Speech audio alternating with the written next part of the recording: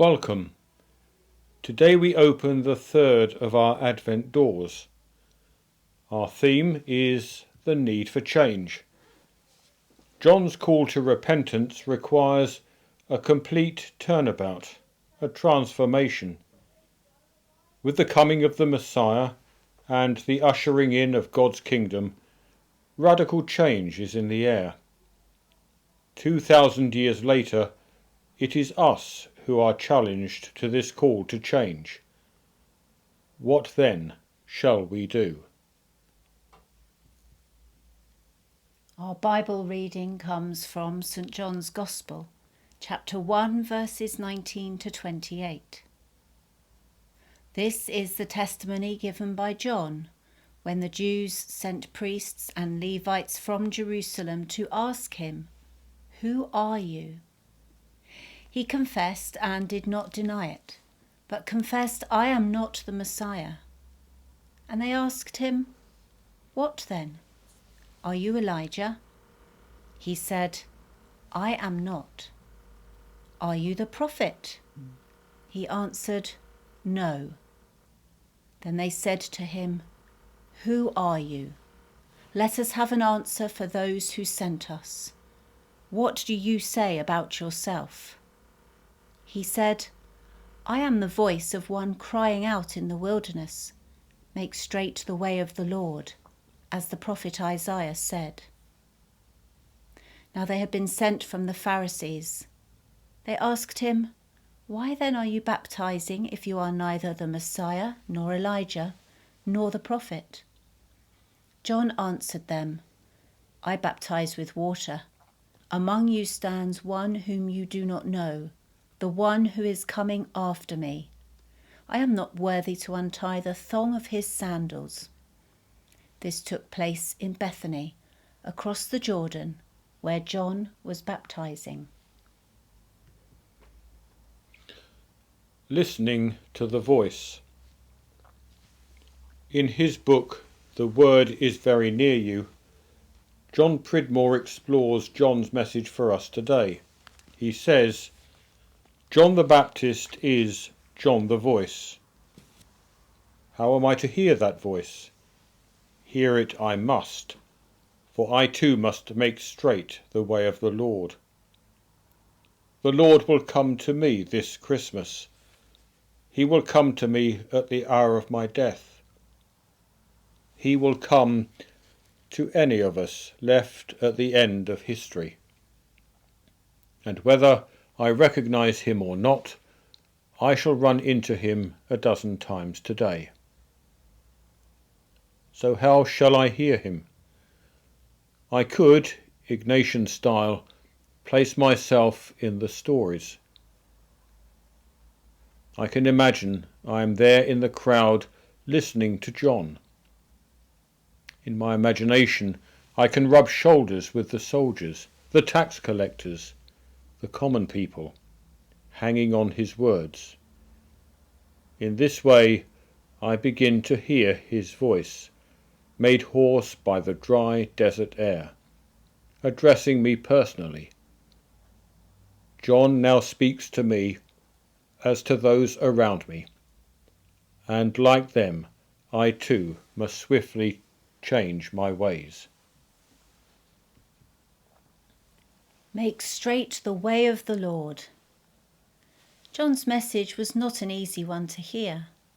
He told people they were far from God and that they needed to change, nor could they rely on their heritage as a guarantee of salvation.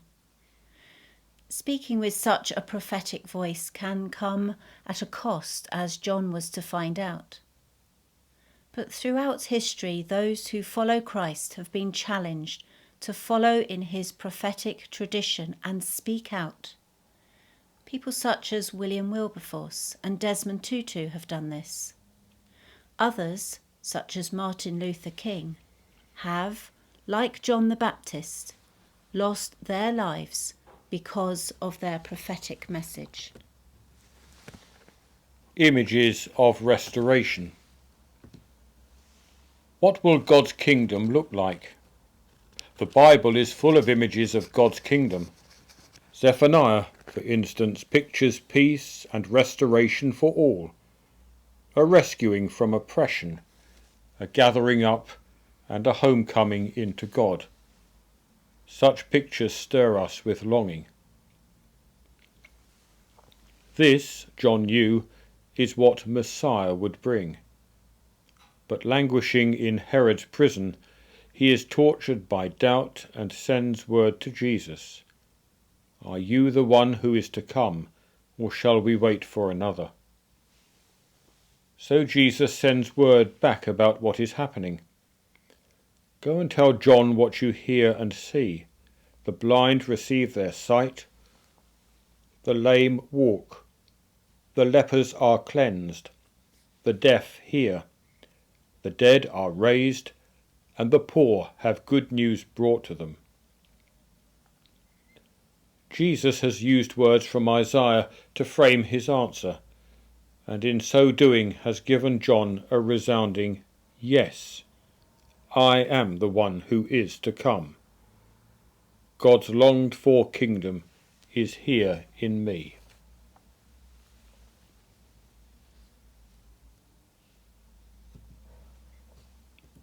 What then shall we do? John throws back some short, simple answers to this short, simple question. Share your clothes and food. Don't fiddle the books. Don't bully. Don't demand the pay rise you don't need. Would John's answer be very different if we could ask him the same question today? R.S. Thomas, in his poem The Kingdom, gives us further food for thought. It's a long way off, but inside it there are quite different things going on.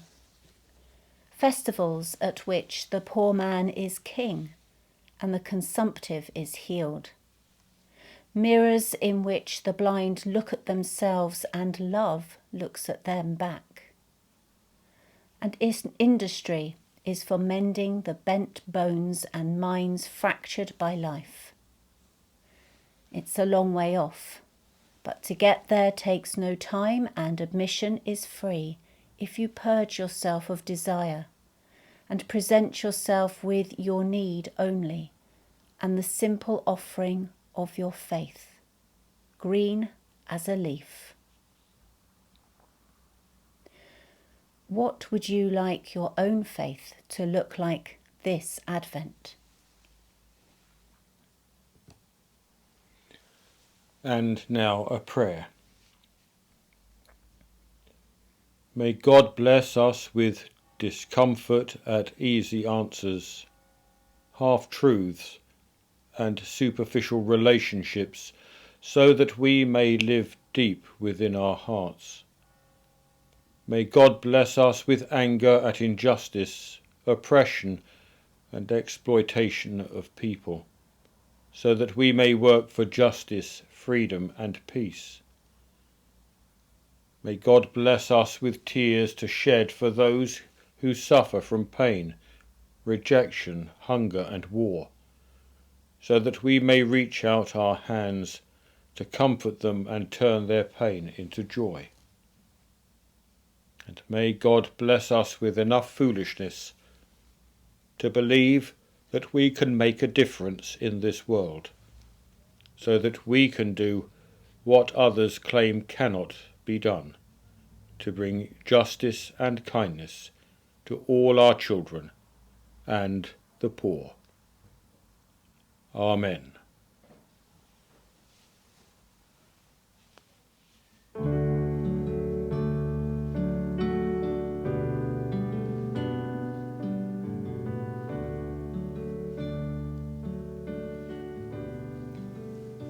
Next Wednesday, we conclude opening the doors of Advent with saying yes.